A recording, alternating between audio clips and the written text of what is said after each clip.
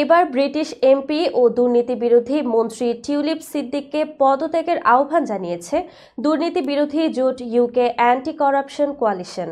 গতকাল সোমবার UK anti corruption coalition তাদের ওয়েবসাইটে প্রকাশিত এক বিবৃতির মাধ্যমে এই আহ্বান জানিয়েছে।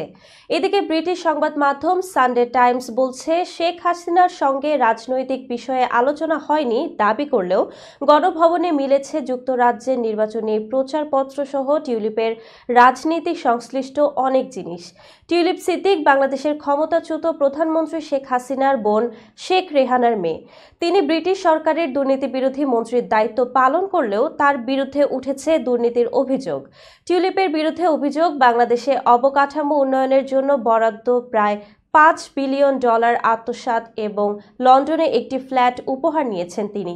অভিযোগ ওঠার পর টিউলিপকে বরখাস্ত করতে প্রধানমন্ত্রী কেয়ার স্টারমারকে আহ্বান জানান বিরোধী দল কনজারভেটিভ পার্টির নেতা ক্যামি ব্যাডেনক।